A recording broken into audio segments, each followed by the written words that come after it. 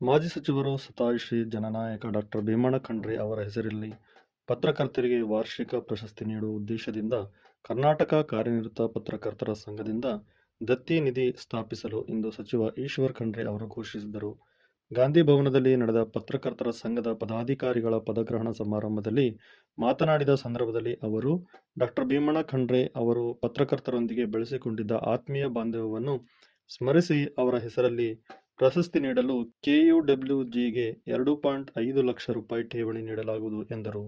ಪತ್ರಕರ್ತರ ಸೇವೆಯನ್ನು ಗೌರವಿಸುವ ದಿಶೆಯಲ್ಲಿ ಇದು ನಮ್ಮಿಂದ ಒಂದು ಕನಿಷ್ಠ ಕೃತಜ್ಞತೆಯಾಗಿದೆ ಎಂದು ತಿಳಿಸಿದರು.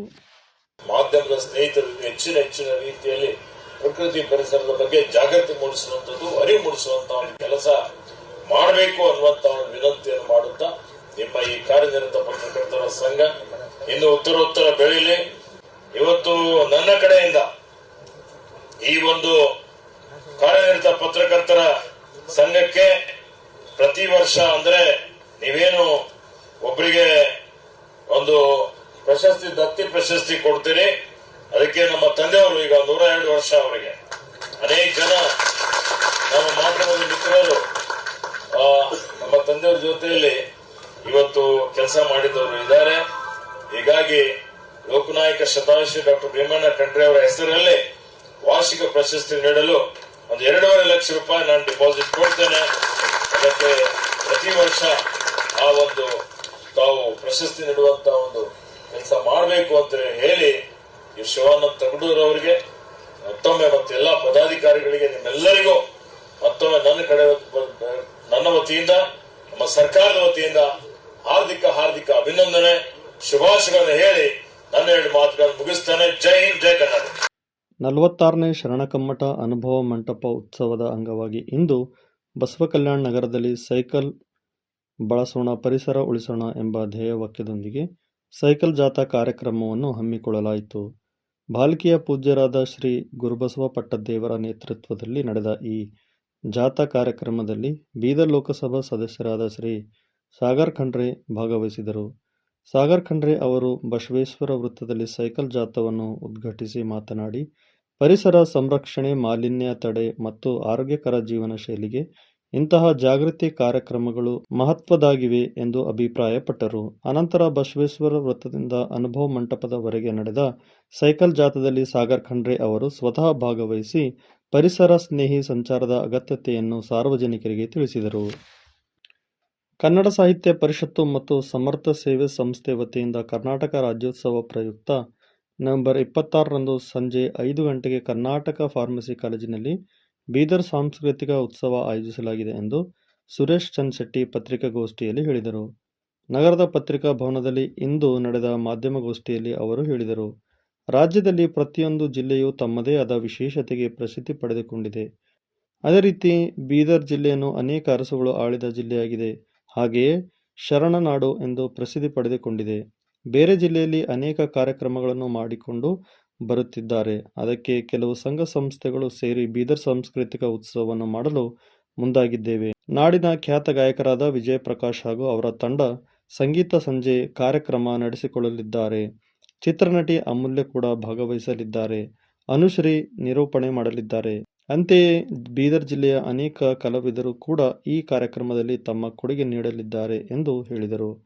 ಉತ್ಸವವನ್ನು ಜಿಲ್ಲಾ ಉಸ್ತುವಾರಿ ಸಚಿವರಾದ ಈಶ್ವರ್ ಖಂಡ್ರೆ ಉದ್ಘಾಟಿಸಲಿದ್ದಾರೆ. ಅನೇಕ ಶಾಸಕರು, ಮುಖಂಡರು ಭಾಗವಹಿಸಲಿದ್ದಾರೆ. ಈ ಕಾರ್ಯಕ್ರಮದ ಮುಖ್ಯ ಉದ್ದೇಶವೇ ಕನ್ನಡ ಭಾಷೆಯನ್ನು ಬೆಳೆಸುವುದಾಗಿದೆ. ಜಿಲ್ಲೆಯ ಹೆಚ್ಚು ಜನರು ಈ ಸಂಗೀತ ಸಂಜೆಗೆ ಬಂದು ಯಶಸ್ವಿಗೊಳಿಸಬೇಕು ಎಂದು ಕೋರಿದರು.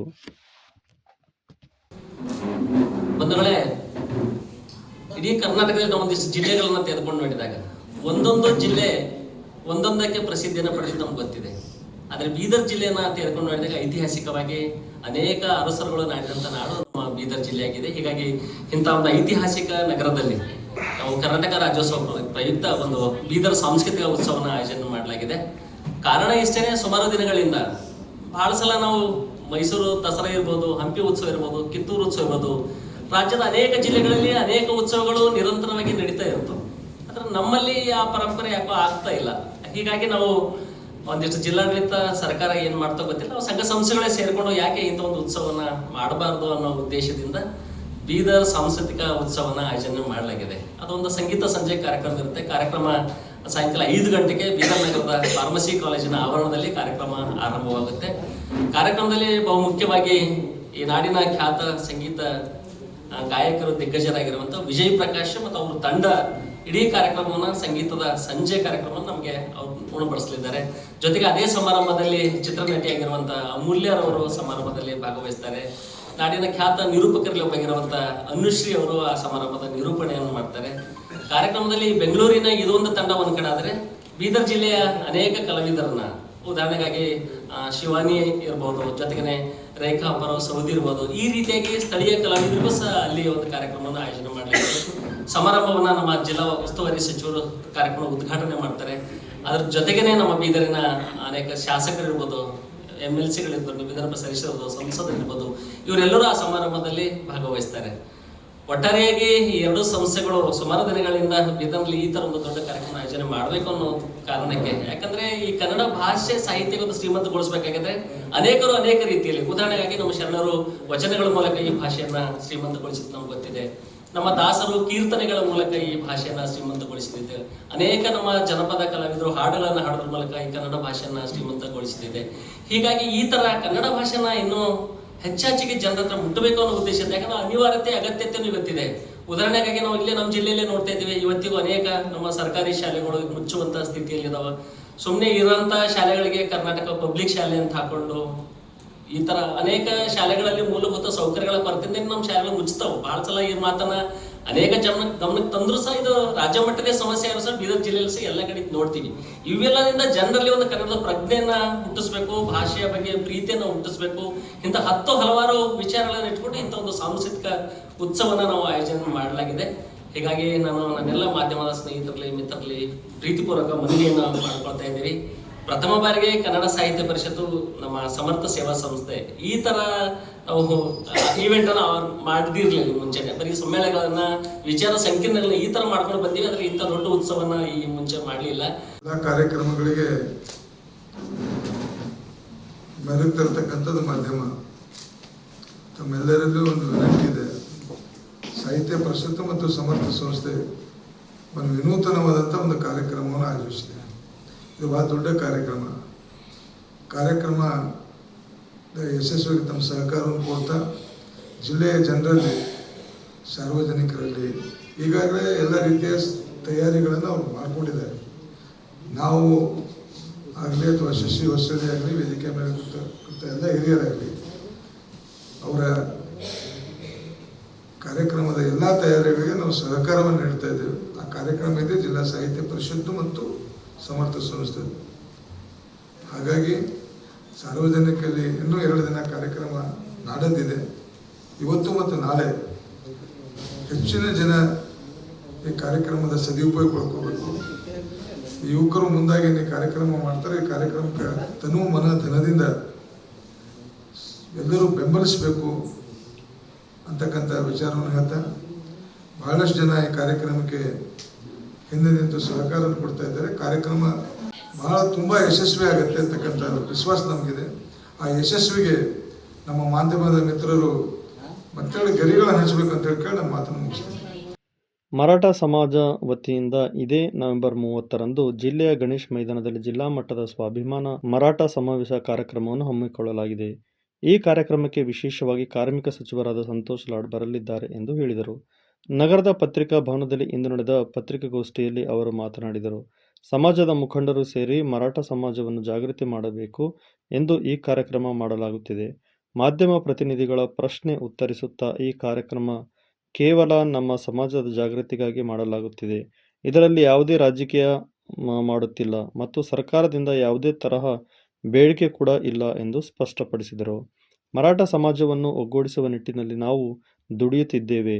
ರಾಜ್ಯ ಸರ್ಕಾರ ಮಾಡಿರುವ ಸಾಮಾಜಿಕ ಮತ್ತು ಆರ್ಥಿಕ ಸಮೀಕ್ಷೆಯ ಆಧಾರದ ಮೇಲೆ ಮುಂಬರುವ ದಿನಗಳಲ್ಲಿ ಮರಾಠ ಸಮಾಜಕ್ಕೆ ಯಾವ ಸ್ಥಾನಮಾನ ದೊರಕಬೇಕು ಎಂಬುದನ್ನು ನಾವು ನಿರ್ಧಾರ ಮಾಡಲಿದ್ದೇವೆ ಎಂದು ಹೇಳಿದರು.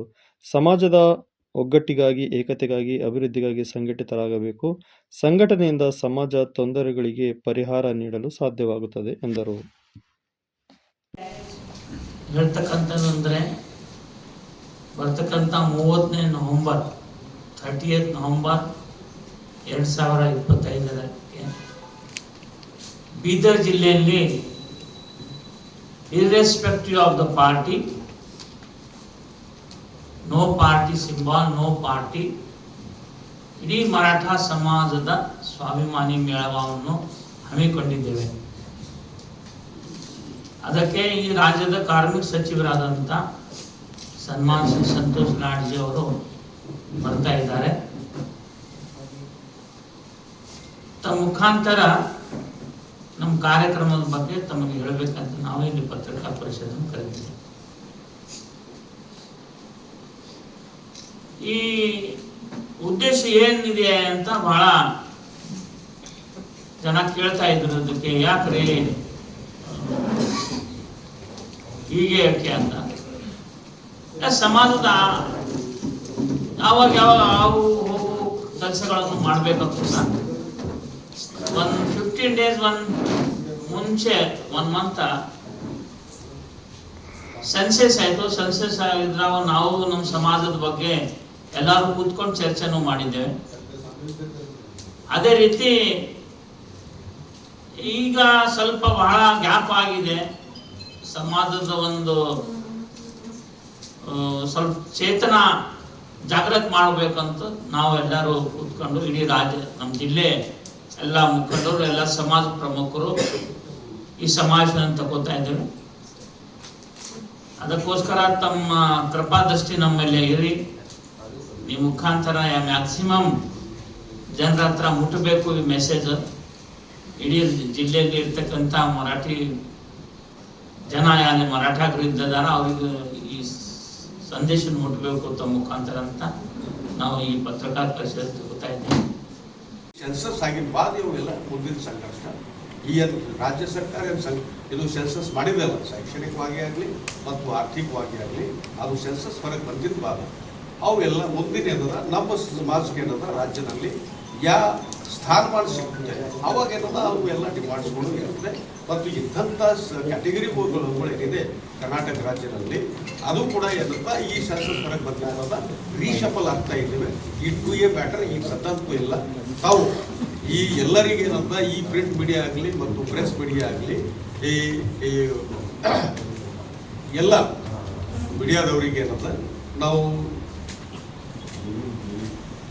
ಸರ್ಕಾರ ಈ ಮಾಡುತ್ತಾ ತಮಗೆ ಏನಂತ ನಮಸ್ಕರಿಸ್ತಾ ಈ ಮುಂಬರುವ ಈ 30 ತಾರೀಕಿಗೆ ಈ ಗಣೇಶ್ ಮೈದಾನದಲ್ಲಿ ನಮ್ಮ ಸಮಾವೇಶ ನಡೀತಾ ಇದೆ.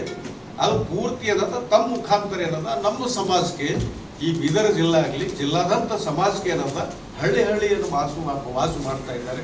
ನಮ್ಮ ಮಹಿಳೆಯರು, ನಮ್ಮ ಎಲ್ಲ ವರ್ತಿನಲ್ಲಿ ಇದ್ದಂಥ ಈ ಪ್ರೊಫೆಷನಲ್ಸ್ ಎಲ್ಲ ಡಾಕ್ಟರ್ ಆಗಲಿ, ವಕೀಲರಾಗಲಿ, ಇಂಜಿನಿಯರ್ ಆಗಲಿ, ಲೆಕ್ಚರ್ಸು, ಎಜುಕೇಷನಲ್ ಇದರಲ್ಲಿ ಇನ್ಸ್ಟಿಟ್ಯೂಷನ್ ಎಲ್ಲ ಸಂಘ ಸಂಸ್ಥೆಗಳಿಗೆ ಏನಂತ ತಮ್ಮ ಮುಖಾಂತರ ಏನಂತ ಅದು ಸುದ್ದಿ ಮೂಡ್ಲಿ ಅಂತ ಏನದ ಇವತ್ತಿನ ಪ್ರೆಸ್ ಏನದ ನಾವು ಮಾಡ್ತಾ ಇದ್ದೀವಿ. ಮತ್ತು ಇದಕ್ಕೇನು ಗೊಂದಲಿಲ್ಲ. ಇದು ಯಾಕೆ ನಾವು ಸಂತೋಷ್ ಲಾಡ್ ಸಾಬ್ರಿಗೆ ಕರೆಸ್ತಾ ಇದ್ದೀವಿ ಅಂತಂದ್ರೆ ಅವರು ನಮ್ಮ ಸಚಿವರು, ಕ್ಯಾಬಿನೆಟ್ ಸಚಿವರು ಮತ್ತು ಅವರೇ ಏನದ ಒಂದು ಮುಖಂಡರು, ನಮ್ಮ ಸಮಾಜಕ್ಕೆ ಏನದ ರಾಜ್ಯದಂತ ಏನದ ಒಬ್ಬರೇ ಮುಖಂಡರು. ಮತ್ತು ಅವ್ರದ್ದು ಒಂದು ಆಸಕ್ತಿ ಇದೆ ಈ ಬೀದರ್ ಜಿಲ್ಲೆಯಲ್ಲಿ ಇದ್ದಂಥ ಪೂರ್ತಿ ಸಮಾಜ ಏನದ ಮರಾಠ ಸಮಾಜ ಏನದ ಒಗ್ಗೂಡಿಸಬೇಕು. ಆ ಒಗ್ಗೂಡಿಸಿ ನಮ್ಮದೇ ಸ್ಥಿತಿಗತಿ ಇದೆ, ವಿದ್ಯಮಾನ ಸ್ಥಿತಿಗತಿ ಏನಿದೆ, ಎಜುಕೇಷನಲ್ ಆಗಲಿ ಮತ್ತು ಶೈಕ್ಷಣಿಕ ಆಗಲಿ, ಇದು ಆರ್ಥಿಕ ಆಗಲಿ, ಇವು ಎಲ್ಲ ಈ ಸ್ಥಿತಿಗತಿಯನ್ನು ನಮ್ದಿದೆ. ಅದ್ರ ಮೇಲೆ ಏನದ ಚಿಂತನೆ ಮಂಥನೆ ಮಾಡಲಿಕ್ಕೆ ಒಂದು ದಿಶಾ ನಿರ್ದೇಶನ ಕೊಡಲಿಕ್ಕೆ ಇದು ಒಂದು ಸಮಾವೇಶ ಇದೆ. ಇದು ಬಿಟ್ಟು ಏನದ ರಾಜಕೀಯ ಇಲ್ಲ, ಏನಿಲ್ಲ. ಅದು ಯಾವುದು ಸರ್ಕಾರಕ್ಕೆ ಏನದ ಯಾವ್ದು ಡಿಮಾಂಡ್ ಇಲ್ಲ. ಯಾಕಂದ್ರೆ ಸರ್ಕಾರ ಡಿಮಾಂಡ್ ನಾವು ಏನು ಮಾಡಬೇಕು? ಸರ್ಕಾರ ಸೆನ್ಸಸ್ಸೇ ಹೊರಗೆ ಬರಲಿಲ್ಲ. ನಾವು ತಮಗೆ ಗೊತ್ತಿದೆ, ದೊಡ್ಡ ಮೋರ್ಚಾಗಳು ಏನಂತ ಬೀದರ್ ಹಿಡ್ಕೊಂಡು ಪೂರ್ತಿ ಇಡೀ ರಾಜ್ಯದಂಥ ಮೋರ್ಚಾಗಳು ಆಗಿದೆ. ಯಾಕಂದ್ರೆ 3rd B ಇಂದ 2A ಸಲುವಾಗಿ. ಪರಂತು ಈಗೇನದ ನಾವು ಸಿದ್ದರಾಮಯ್ಯ ಸಾಬ್ರಿಗೆ ಈಗಲೂ ಕೂಡ ನಾವು ಕೇಳಿದ್ರೆ ಲೆಟರ್ ಸೆನ್ಸಸ್ ಬರಲಿ ಅಂತ ಹೇಳ್ತಾ ಇದ್ದಾರೆ. ಬೀದರ್ ಜಿಲ್ಲೆಯ ಅಲಿಯಂಬರ್ ಗ್ರಾಮದಲ್ಲಿ ಶಾರ್ಟ್ ಸರ್ಕ್ಯೂಟ್ನಿಂದ ಮನೆಗೆ ಬೆಂಕಿ ತಗುಲಿ ನೋಡುತ್ತಲೇ ಧಗಧಗನೆ ಹೊತ್ತಿ ಉರಿದಿದೆ. ದೇವೇಂದ್ರ ತಂದ ವೈಜನಾಥ್ ಎಂಬುವರ ಮನೆ ಬೆಂಕಿ ತಗುಲಿ ಸಂಪೂರ್ಣ ಹಾನಿಯಾಗಿದೆ. ಮನೆಯಲ್ಲಿಂದ ಅಗತ್ಯ ವಸ್ತುಗಳು, ಟಿವಿ, ಅಲ್ಮಾರಿ, ಫ್ಯಾನ್, 60,000 ನಗದು ಹಣ, ಚಿನ್ನಾಭರಣ ಸೇರಿ ಎಲ್ಲವೂ ಸುಟ್ಟು ಹೋಗಿದೆ. ಸಂಬಂಧಪಟ್ಟ ಅಧಿಕಾರಿಗಳು ಇದಕ್ಕೆ ಗಮನಹರಿಸಿ ನಮ್ಮ ಕುಟುಂಬಕ್ಕೆ ಪರಿಹಾರ ಒದಗಿಸಬೇಕು ಎಂದು ದೇವೇಂದ್ರ ತಮ್ಮ ದುಃಖ ಹೇಳಿಕೊಂಡರು. ಇದು ಏನಾಗ ಹೆಂಗೆ ಸುಟ್ಟಾಗ್ಯದ್ರಿ? ಕರೆಂಟ್ ಸಾಕ್ಲಿಂದ ಆಗ್ಯದ್ರಿ. ಕರೆಂಟ್ ಸಾಕ್ಲಿಂದ ಆಗ್ಯದ. ಎಷ್ಟೊತ್ತಿಗೆ ಆಗ್ಯದ ಇದು? ಇದು ಎರಡೂವರೆಗೆ ಹಂಗೆ ಆಗ್ಯದ. ನೀವು ಯಾರು ಬಿದ್ದಿಲ್ಲ ಮನ್ಯಾಗ? ನಾವು ಯಾರು ಬಿದ್ದಿಲ್ಲ. ಆಜು ಇವ್ರು ಬಾಜು ಮನೆಗೆ ಇದ್ರು. ನಾವು ದಂಧೆಗೆ ಹೋಗಿದ್ವಿ ಅಡುಗೆ ಮಾಡ್ಲಕ್ಕ. ಫೋನ್ ಬಂದ್ರೆ ನಾವು ಹುಡಿ ಬಂದು ಹೊಟ್ಟೆ. ಇವ್ರು ಬಾಜು ಮನೆ ಇದ್ರೆ ಯಾರು ಆಜು ಎದುರು ಮನೆಯವರು ಯಾವ್ದ್ರು ಹೊಗೆ ಹೊಡೆದು ಅಂತ ಹೇಳಿದ್ರು. ಅವ್ರು ಬಂದ್ರು ನೋಡಿದ್ರು ಹಾಗೆ ಪೂರ ಹೊಟ್ಟೆಲ್ಲ ಸುಟ್ಟಾಗ್ಯದ. ಪೂರ ಏನೇನು ಉಳಿದಿಲ್ರಿ. ರೊಕ್ಕ ಹೋಗ್ಯಾವ, ಬಂಗಾರ ಹೋಗ್ಯದ, ಏನೇನು ಉಳಿದಿಲ್ಲ. ಅಗ್ನಿಶಾಮಕ ಠಾಣದವ್ರು ಯಾರು ಬಂದಿದ್ರ? ಅವ್ರು ಬಂದಿರು, ಆರ್ಸಿ ಹೋಗ್ಯಾರ್ರಿ. ಅವರು ಸಂಬಂಧಪಟ್ಟ ಅಧಿಕಾರಿಗಳು ಅವ್ರು ಯಾರನ್ನು ಏನು ಭೀ ಬಂದಿಲ್ಲ. ಖಾಲಿ ಅಗ್ನಿಶಾಮಕ ಆರ್ಸಿನವರು ಅಷ್ಟೇ ಬಂದ್ರ. ಅವ್ರು ಏನು ಭೀ ಯಾರನ್ನೂ ಬಂದಿಲ್ಲ. ಅದಕ್ಕೆ ಬಿಟ್ಟು ಏನಾರ ಬಟ್ಟಿ ಅವು ಇವು ಯಾರ ಬೇಕಾದ್ರೆ ನಿಮ್ಗೆ ಅಗತ್ಯ ವಸ್ತುಗಳು ಯಾವ ಏನೇನು ಉಳಿದಿಲ್ಲ. ಎಲ್ಲ ಸುಟ್ಟು ಬೂದಿ ಆಗ್ಯದ. ಏನೇನು ಉಳಿದಿಲ್ಲ. ಹಚ್ಕೊಳಕ್ ಒಂದು ಸುಮ್ಮನೆ ಕಟ್ಕೊಳಕ್ ದಸ್ತಿನೂ ಉಳಿದಿಲ್ಲ. ನಿಮ್ಮ ಮನೆಯಾಗ ಮಕ್ಕಳಿಗೆ ಏನೇನಾಗಿಲ್ಲ, ನಮಗೂ ಏನಾಗಿಲ್ಲ. ನಾವು ಹೊರಗೆ ಹೋಗಿದ್ದೇವು. ನಮ್ಮ ಮನೆಯವರು ಆಜು ಬಾಜು ಮನೆ ಕುಂತಿರು ಮಾತಾಡ್ಕೋತ. ಏನೇನು ಹಚ್ಕೊಳಕ್ಕೆ ಇದಿಲ್ಲ, ದಸ್ತಿ ಇಲ್ಲ, ಏನು ಕಟ್ಕೊಳಕ್ ದಸ್ತಿನೂ ಉಳಿದಿಲ್ಲ. ಏನೇನು ಎಲ್ಲ ಸುಟ್ಟು ಬೂದಿ ಆಗ್ಯಾವ. ಅಗ್ನಿಶಾಮಕ ಠಾಣದವ್ರು ಬಂದು ಇದೆಲ್ಲ ಎಲ್ಲ ಆರಿಸಿ ಇದು ಹೋಗ್ಯಾರು. ನಾಳೆಗೆ ಬಂದ್ರೆ ನಾಳೆಗೆ ಬಂದು ಅದು ಕೊಡ್ತಂದ್ರೆ ಅದು ತೊಗೊಂಡ್ಬರ್ತೀವಿ ಅಷ್ಟೇ. ಏನೇನಾಗಿಲ್ಲ. ಎಲ್ಲ ನಮ್ಮ ಪೂರ ಲಾಸ್ ಆಗಿದೆ. ಏನು ಭೀ ಒಂದು ಕಟ್ಕೊಳಕ್ ದಸ್ತಿನೂ ಉಳಿದಿಲ್ಲ. ಇವತ್ತಿನ ದಿವಸ ಎಲ್ರಿಗೂ ನಮಸ್ಕಾರ. ಇವತ್ತಿನ ದಿವಸ ಒಂದು ಒಂದು ದುರ್ಘಟನೆ ನಡೆದದ ಬೀದರ್ ತಾಲೂಕಿನ ಅಲಿಯಂಬರ ಗ್ರಾಮದಾಗ. ಏನು ವೈಜನಾಥ್ ಹೊನಿಕೇರಿ ಎಂಬರು ಏನಾರ ಪಾಪ ಹಿರಿಯರು ಮೊನ್ನೆ ತೀರ್ ಹೋಗ್ಯಾರ. ಅವ್ರ ಕುಟುಂಬ ಸಮೇತ ಏನದ ಅಂದ್ರೆ ಈ ಮನೆಯಲ್ಲಿ ಸಡ್ಡಿನಲ್ಲಿ ವಾಸ ಮಾಡ್ತಾ ಇದ್ರು. ಅವ್ರದ್ದೆಲ್ಲ ಅಗತ್ಯ ವಸ್ತುಗಳು ಆಯಿತು, ಮಲಗೋ ಅಂಥ ಮಂಚಗಳು, ಗ್ಯಾಸ್ ಸಿಲಿಂಡರ್ಗಳು, ಎಲ್ಲ ಇದ್ವು. ಅವ್ರ ಸಾಮಾನುಗಳೆಲ್ಲ ಇಲ್ಲಿ ಇದೆ ಮನೇಲಿ ಇದ್ದು ವಸ್ತುಗಳು. ಶಾರ್ಟ್ ಸರ್ಕ್ಯೂಟ್ನಿಂದ ಏನಪ್ಪ ಅಂದ್ರೆ ಮನೆಗೆ ಬೆಂಕಿ ಬಿದ್ದು ಪಾಪ ಯಾವುದೇ ಬಟ್ಟೆಗಳು ಏನು ದಿನಸಿ ಸಾಮಾನಾಗಲಿ, ಇವತ್ತು ಅಗತ್ಯ ವಸ್ತುಗಳಾಗಲಿ ಮತ್ತು ಮಂಚಗಳಾಗಲಿ ಯಾವುದೇ ಇಲ್ಲ. ಯಾಕಂದ್ರೆ ಅವ್ರಿಗೆ ಸರ್ಕಾರಕ್ಕೆ ನಾವು ಏನು ಆಗ್ರಹ ಮಾಡಿದ್ದೇವೆ ಅಂದ್ರೆ ಇದಕ್ಕೆ ಸಂಬಂಧಪಟ್ಟ ಅಧಿಕಾರಿಗಳು ನೀವು ಯಾರಿದ್ದೀರಿ? ಶಾರ್ಟ್ ಸರ್ಕ್ಯುಲರ್ದಿಂದ ಪಾಪ ಅವ್ರದ್ದು ಇವತ್ತು ಕುಟುಂಬ ಮುಣಗೋಗ್ಯದ. ಅವ್ರು ರೋಡಿಗೆ ಬಂದು ಕುಂತಾರ. ಇದಕ್ಕೆ ಸಂಬಂಧಪಟ್ಟ ಅಧಿಕಾರಿಗಳು ಏನಂದ್ರೆ ಗಮನ ಹರಿಸಿ ಅವ್ರಿಗೆ ಸರ್ಕಾರದಿಂದ ಏನು ಬರಬೇಕು ಅದು ಪರಿಹಾರ ಅವರಿಗೆ ಕೂಡಲೇ ಒದಗಿಸ್ಕೊಡ್ಬೇಕಂತ ಹೇಳಿಬಿಟ್ಟು ಈ ಸರ್ಕಾರ ಗಮನಕ್ಕೆ ತರಲು ಬಯಸ್ತಾ ಇದ್ದೆವು. ಪಾಪ ಅವರೆಲ್ಲ ಅಳ್ತಾ ಇದ್ದಾರೆ. ಅವ್ರ ಕುಟುಂಬನೇ ರೋಡಿಗೆ ಬಂದದ ಅಂತ ಹೇಳ್ಬಿಟ್ಟು. ಏನೋ ಒಂದು ದುರ್ದೈವ ತಪ್ಪದ ಹಂಗಂದ್ರೆ ಪಾಪ ಅವ್ರು ಕೆಲ್ಸಕ್ಕೆ ಹೋಗಿದ್ರು. ಅವ್ರ ಮನೆಯವ್ರು ಯಾರನ್ನೂ ಮನೆಯಲ್ಲಿ ಇದ್ದಿಲ್ಲ ಅಂತ ಹೇಳ್ಬಿಟ್ಟು ಪ್ರಾಣ ಉಳಿದದ. ಇದಕ್ಕೆ ಸಂಬಂಧಪಟ್ಟ ಅಧಿಕಾರಿಗಳು ಭಾಳ ಗಂಭೀರವಾಗಿ ಪರಿಗಣಿಸಿ ಏನದ ಅಂದ್ರೆ ಇವ್ರ ಕುಟುಂಬಕ್ಕೆ ಪರಿಹಾರ ಒದಗಿಸ್ಕೊಡ್ಬೇಕಂತ ಹೇಳ್ಬಿಟ್ಟು ಈ ಒಂದು ಮಾಧ್ಯಮದ ಮುಖಾಂತರ ಸಂಬಂಧಪಟ್ಟ ಅಧಿಕಾರಿಗಳ ಗಮನಕ್ಕೆ ತರಲು ಬಯಸ್ತಾ ಇದ್ದೇನೆ. ನನ್ನ ಹೆಸರು ಸಂಗಮೇಶ್ ಬಾಯ್ದೊಡ್ಡಿ, ಯುವ ಹೋರಾಟಗಾರ, ಬೀದರ್. ದೀರ್ಘ ಉಸಿರಾಟದ ಸಮಸ್ಯೆಯಿಂದ ಬಳಲುತ್ತಿದ್ದ ಬಾಲಿವುಡ್ ಹಿರಿಯ ನಟ, evergreen star, action king Dharmendra ಅವರು 89ನೇ ವಯಸ್ಸಿನಲ್ಲಿ ವಿಧಿವಶರಾಗಿದ್ದಾರೆ. ಇದೇ ಡಿಸೆಂಬರ್ 8ರಂದು ಅವರು 90ನೇ ವಸಂತಕ್ಕೆ ಕಾಲಿಡಬೇಕಿತ್ತು. ಕಳೆದ ಕೆಲವು ತಿಂಗಳಿನಿಂದ ದೀರ್ಘ ಉಸಿರಾಟ ಸಮಸ್ಯೆಯಿಂದ ಬಳಲುತ್ತಿದ್ದ ಧರ್ಮೇಂದ್ರ ಅವರು ಇಂದು ಮುಂಬೈನ ನಿವಾಸದಲ್ಲಿ ನಿಧನ ಹೊಂದಿದ್ದಾರೆ. ಹಲವು ವರ್ಷಗಳ ಕಾಲ ಬಾಲಿವುಡ್ ಚಿತ್ರರಂಗವನ್ನು ಆಳಿದ ಧರ್ಮೇಂದ್ರ 1935ರ ಡಿಸೆಂಬರ್ 8ರಂದು ಪಂಜಾಬ್ನ ಲುಧಿಯಾನದ ಸಣ್ಣ ಹಳ್ಳಿಯಲ್ಲಿ ಜನಿಸಿದರು. ಕಿರಿಯ ವಯಸ್ಸಿನಲ್ಲಿ ಪ್ರಕಾಶ್ ಕೌರ್ ಜೊತೆ ದಾಂಪತ್ಯ ಜೀವನಕ್ಕೆ ಕಾಲಿಟ್ಟಿದ್ದರು. ಚಿಕ್ಕ ವಯಸ್ಸಿನಿಂದಲೇ ಸಿನಿಮಾ ರಂಗದಲ್ಲಿ ಮಿಂಚಬೇಕು, ನಟನಾಗಬೇಕು ಎಂಬ ಹಂಬಲ ಹೊಂದಿದ ಧರ್ಮೇಂದ್ರ ನಟಿಸುವುದಕ್ಕಾಗಿಯೇ ಮನೆ ಬಿಟ್ಟು ಬಂದರು. 1960ರಲ್ಲಿ ದಿಲ್ ಭಿ ತೇರಾ ಹಮ್ ಭಿ ತೇರೆ ಸಿನಿಮಾ ಮೂಲಕ ಚಿತ್ರರಂಗಕ್ಕೆ ಪಾದಾರ್ಪಣೆ ಮಾಡಿದರಲ್ಲದೆ ಶೋಲೆ ಸಿನಿಮಾ ಮೂಲಕ ಕರ್ನಾಟಕದೊಂದಿಗೆ ನಂಟು ಹೊಂದಿದರು. ಇವರ ಕಲಾ ಸೇವೆಗೆ 2012ರಲ್ಲಿ ಪದ್ಮಭೂಷಣ ಪ್ರಶಸ್ತಿಯು ಒಲಿದು ಬಂದಿತ್ತು. ಕೆಲ ದಿನಗಳ ಹಿಂದೆ ಉಸಿರಾಟ ತೊಂದರೆಯಿಂದ ಬಳಲುತ್ತಿದ್ದ ಧರ್ಮೇಂದ್ರ ಅವರನ್ನು ಮುಂಬೈನ ಬ್ರಿಚ್ ಕ್ಯಾಂಡಿ ಆಸ್ಪತ್ರೆಗೆ ದಾಖಲಿಸಲಾಗಿತ್ತು.